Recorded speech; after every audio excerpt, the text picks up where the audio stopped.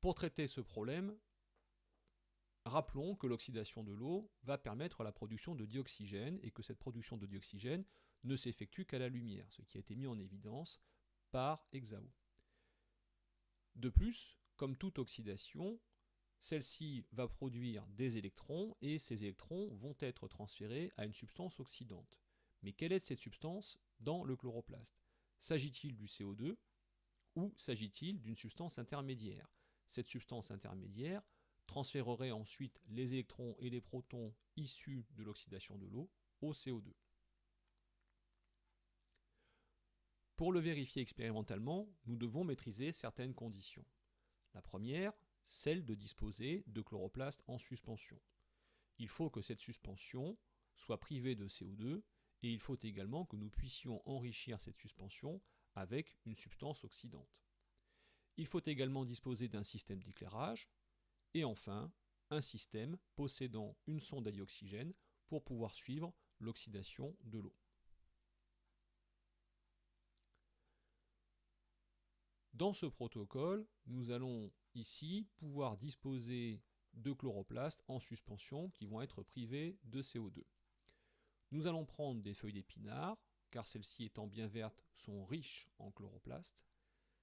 Nous allons ensuite broyer ces épinards dans un bol, un mortier avec un pilon, et au fur et à mesure de cette action de broyage, nous allons ajouter différentes solutions, des solutions tampons, qui vont avoir pour effet de piéger le CO2 dissous dans la suspension.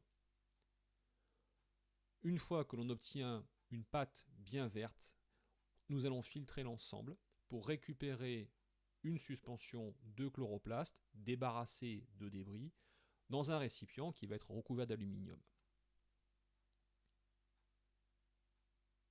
L'intérêt de ce protocole, c'est qu'il va permettre de rompre les enveloppes, les parois, les membranes des cellules en conservant intact l'éthylacoïde au sein des chloroplastes. Dans un second temps, nous allons utiliser cette suspension de chloroplaste lésée pour mesurer au sein de celle-ci la concentration en dioxygène avec et sans lumière, avec et sans oxydant. Le principe est le suivant. Nous allons verser un volume donné dans la cuve d'un bioréacteur, puis nous allons plonger dans ce bioréacteur deux sondes, une sonde à dioxygène et une sonde photométrique.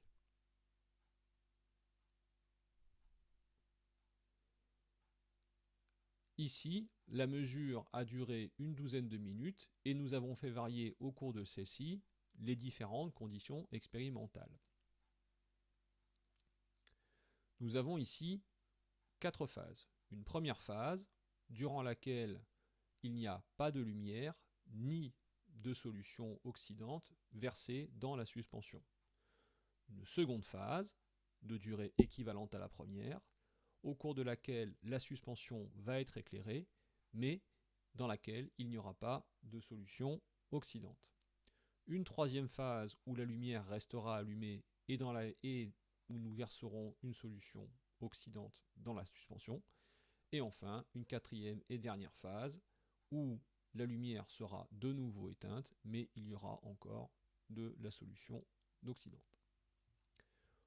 On constate la chose suivante, c'est que sur l'ensemble des phases, seule la troisième phase, à savoir seule celle où l'on a volontairement mis la lumière et l'accepteur d'électrons, se traduit par une augmentation de la concentration en dioxygène dans la suspension.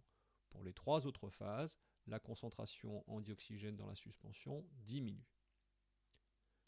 Sachant que l'oxydation de l'eau produit du dioxygène, on peut donc conclure que l'oxydation de l'eau ici ne s'est produite qu'à la lumière et en présence d'une substance oxydante. Cette substance n'est pas le CO2 puisque la suspension en est débarrassée au cours de sa préparation. Si l'on ramène ce résultat au chloroplaste, dans le chloroplaste, les électrons et les protons qui sont issus de l'oxydation de l'eau sont transférés à un accepteur d'électrons naturellement présent dans le chloroplaste, qui est ici le NADP, noté R pour le simplifier.